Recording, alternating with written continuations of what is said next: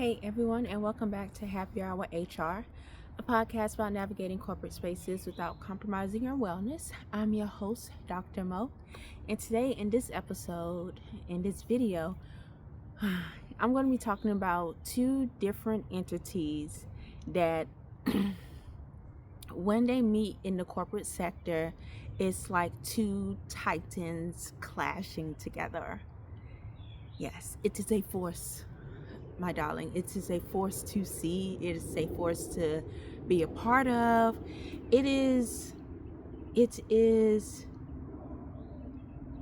a corporate soap opera, at its finest, if you love the drama and the tea like that. But in all seriousness, these two entities I'm talking about are HR and unions. And so in this video, I'm going to be talking about what the differences are between HR and unions. So just quickly, I wanted to just kind of like point out the role of unions, the importance of unions, and just kind of like how it came to be about. Now, my history about it is a little fuzzy because we will talk about the development of unions, actually not just in college, but even like in primary school, like K through 12 school. You start to, when you think about history classes, they start to talk about unions a little bit more. But I think I started to dive deeper into what unions do, their history, and how it impacts the workforce when I was studying public administration and learning about human resources management and personnel management overall. And so, like, unions, they have a history of really starting up during, or being more recognizable during, I would say, like the Industrial Revolution, when working conditions for workers were to the point of being inhumane. And so, as a collective group, people would come together and they would fight for their workers' rights or their worker rights. And so, that is what unions are. That's what unions are rooted in. They're rooted in fighting for the people. Now, HR is I wouldn't say that HR is a fairly new concept, but when you think about the development of companies, organizations, however you may call it, HR really seems like an afterthought. It seems as if companies can really function without HR, but in a way they still need HR. And I would say this, that I've worked for some companies with no HR department, and I work with companies that have HR department. And both companies be doing fucked up shit, okay? But the thing about the one with the HR department is that these are bigger companies that understand that a company which has a lot of assets can lose its assets and quickly become a liability if it doesn't have good HR policies. So HR, and this kind of goes into like the root of what this whole video is about, it like understanding the differences between HR and unions. So HR is really an entity that protects the company against liabilities as it relates to personnel. And therefore, when people see an HR department, sometimes they may see an ally. When personnel see an HR department, they may see an ally. But I think it's important to understand that, and people have said this, multiple times. I'm not the first person to say it, nor will I be the last one to say it. But it's kind of like, if you know, that the HR does not look out for the people necessarily. It looks out for the company. And if personnel is doing something that may impact the that may increase the liability factor for the company, then the company will let go of that personnel. So again, HR is really looking to protect the company, which is an asset in itself. Okay, so let's just dive a little bit deeper into, the purpose of this video, really understanding the differences between HR and unions. So the first difference between HR and unions is this: HR protects the company. Like I just said, HR is really there to make sure that the company has lessened its liabilities when it comes to the management of personnel. And unions protect the workers. So if you work for a company that has a union and you have the option to be part of that union, I highly recommend being part of that union. Because even if everything is going real sweet, real fine and dandy with this company, a team member, senior leadership may leave. They may bring in somebody that's very problematic, and then things will start to turn within that company. And I would say that with the union, you're going to want people like that who are going to fight for your behalf. Because you can fight for your behalf, but if there is a collective amount of individuals, you will be a stronger force together. So again, unions exist to really protect the workers. And if a company doesn't have a HR, nor does it have a union, that means that you're going to be fighting for your protection on your own for the most part. Hopefully you have a good manager, but that's too much of a risk. So I'll just again say, learn how to be your biggest fighter, your biggest advocate. Okay, the second difference between HR and unions is that HR utilizes policies and protocols, whereas unions look at the type of workload that you've been given, the agreement that you agreed to when you started this job. So they look at receipts. They look at, and included in those receipts are like your overtime work. They also look at, not even look at, because it's not necessarily something to look at, but they listen to your feelings. Feelings are a very, as you may know, feelings, emotions, they're powerful. They can move people. They can cause people to rise up. If said in a way and portrayed in a way that makes people say, oh, I really like this, or oh, this is completely wrong. And so, but that's kind of what unions feed off of. They feed off of understanding one's plight or one's concern.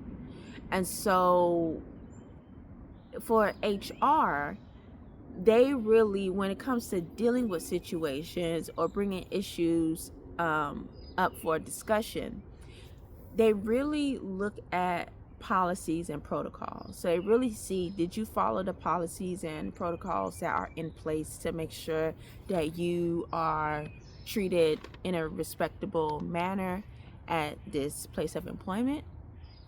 If you did not, then it allows the company to have to be sneaky in doing maybe something that's a little fucked up. Okay.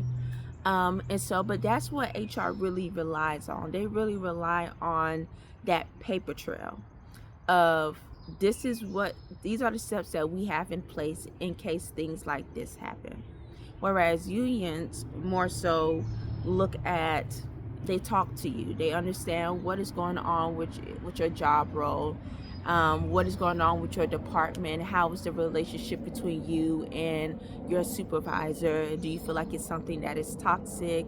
How does this relationship impact how you show up to do your job?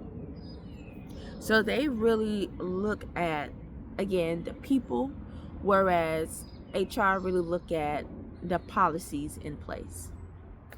The third difference that I want to highlight between these two entities is HR will question to discredit, whereas unions will question to strengthen discourse.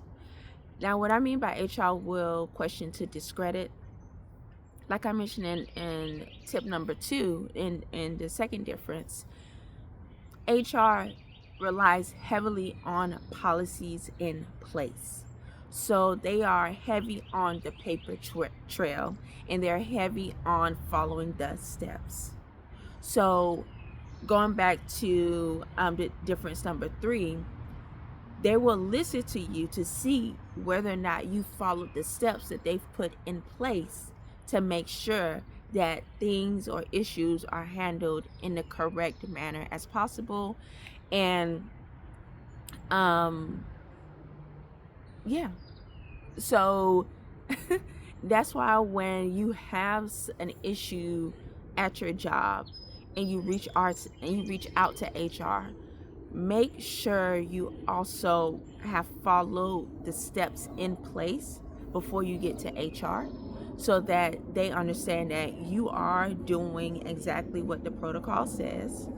And on top of that, you are relaying this information to multiple people so that they can't say something like, well, we didn't know that this was going on.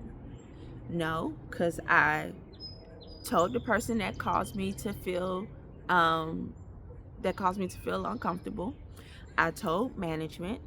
I wrote it down for you all. I confirmed with management that we had a conversation, and I reached out to you.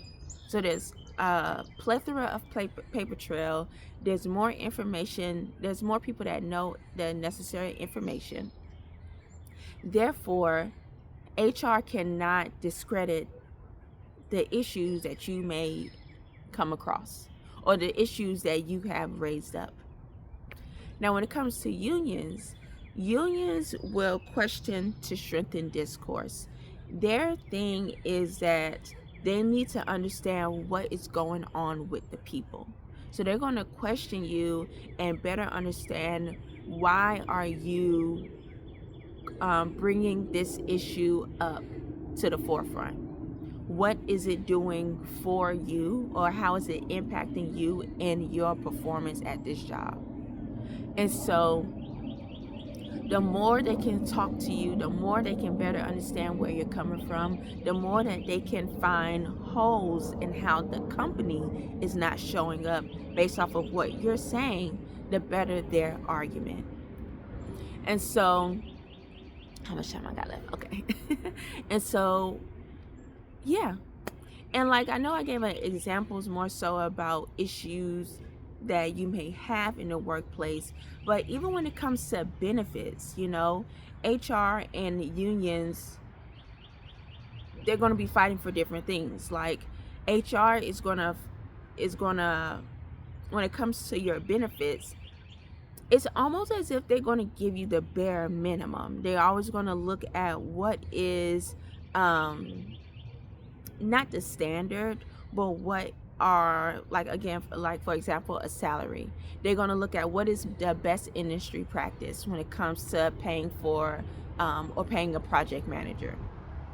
Whereas a union representative will not just look at what is the industry practice when it comes to paying, for example, a project manager, but really looking at the work that you're doing and how that fits into other job roles, almost to the point where you shouldn't just be a project manager, for example. You should be a senior project manager because of the type of workload that you are doing or engaging in, and therefore you need more money. So it's not just managing grievances and issues when it comes to maybe dealing with a problematic coworker. Unions and HR even go into benefits for team members. And so, again, just to wrap it all up, I think it's important to understand the difference between HR and unions. And these big differences that I want to highlight are the following. Number one, HR protects the company. unions protect the workers. Number 2, HR utilizes policies and protocols to handle any type of personnel issue, whereas unions try to better understand the individual's workload. They look at receipts and they really listen to the issues that the team member is bringing to the forefront. So they really lean heavily on the emotions and the feelings of that team member. And number 3, HR will question you to discredit you because they're looking out for the company, whereas unions will question to strengthen discourse. Any collective information that they can, or any information that they can collect from different team members to poke a hole in the behavior of the company, that is vital for them. So that again are the differences that I wanted to highlight when it comes to better understanding the difference between HR and unions. Please let me know if you have any questions below. Thank you all, and I'll see you all next time.